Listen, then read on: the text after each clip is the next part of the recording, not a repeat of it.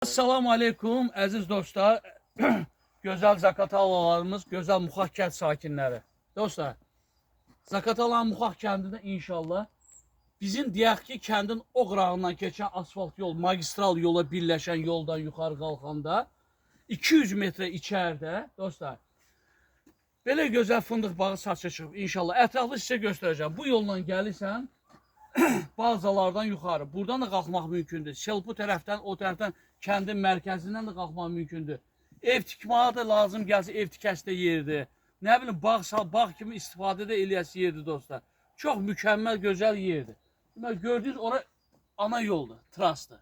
O trasdan 150 metre içəridə və içəridə ətraflı gəl operator zəhmət olmasa. Və əziz dostlar, deməli 4 dənə fındıq cərgəsidir. Burada qəşəng dirik baca eləyəsi yer də var. Əkin biçi üçün də yer var. Fındıq da yəni sahibinin dediyinə görə 800-1 ton arası olur. 250 metre uzunluğu var. 7000 kvadrat yer var. 70 sot. 70 sotda yer var.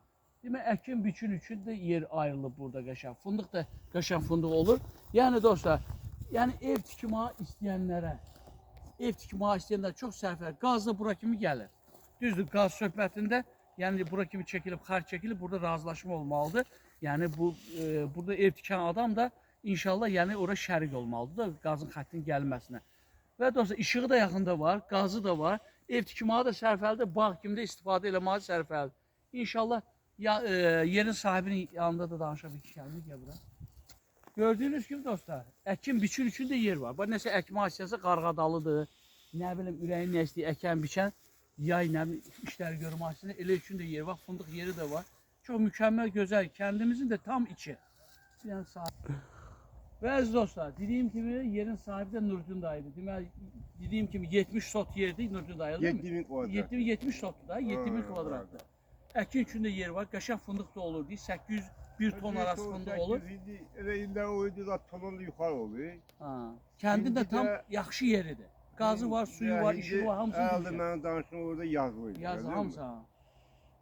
Şimdi kim alırsa Allah xeyir eləsin. Nə havranı satır. Bəli. Şimdi havranı satır, bir pula ehtiyacım var. Abi yerde 7000 kvadratdır. Yuxarı başından götürəndə 45 metradır. Hələ uzunluğu 250 metre. 250 demişəm. 45'in 250. Aşağısı biraz dar. Aşağısından da yolu var. Neyse Nurgül gelen adam onlar hamısına bakacak. Narahat olma. Söhbət ona, mən indi deyirəm də, indi qulaq asıdır o kimsə arsada. Habranı indi satıram. Gələn adam kim almağa gəlirsə xeyirli olsun. Qiymətlə razılaşma yolu. Qiymətli də habra gələcək, yerə baxacaq, yerə habra qarış-qarış gəzəcək, görəcək. Özü qiymətliyəcək habra. Mən deməyə ehtiyac qalmayacaq. Yerə əgər o bir təsərrüfatçı adamdırsa, bir muxaqlı gəlib onunla qalsa, heç kimdən qiymət deməyəcəm. Digərli qardaş, habra mən misal deyirəm, bu pulu verərəm. Elə pul deyər o adam, mən o deyən puldan deyərəm qardaş, ondan mənə çıxıram. Bəli. Yəni razılaşma yolu. Razılaşma yeri ilə deyil. Yer, indi ehtiyacım olduğu üçün satıram bunu, mən yoxsa burada nə gizlətəcək? Əlim yandıdır da, əlim yandı. Mən gizlətəcək heç bir şey yoxsa əlim yandı. Mənə pul vardı. Nurgül dayı, bir dənə telefon nömrəniz zəhmət olmasa. İndi mənim də telefon nömrəm kim abi yeri almaq fikrinə düşsə, hər burada baxdı, çəkilibdir. Mənim telefon nömrəmdə 051 753 59 24'dür. 051 753 59 24. 59 24 nömrəsi zəng elib Nurdin dayı. Birbaşa yerin sahibi ilə dostlar. Gəlin, baxın inşallah bəyənin. Gəlin kim indi kimə qismət olar onun nağara gör. Qiymətlə razılaşma yolu ilə, yəni kişi qiymət deyib. Deyirəm bu qiyməti özündən soruşuram, sən nə verirsən?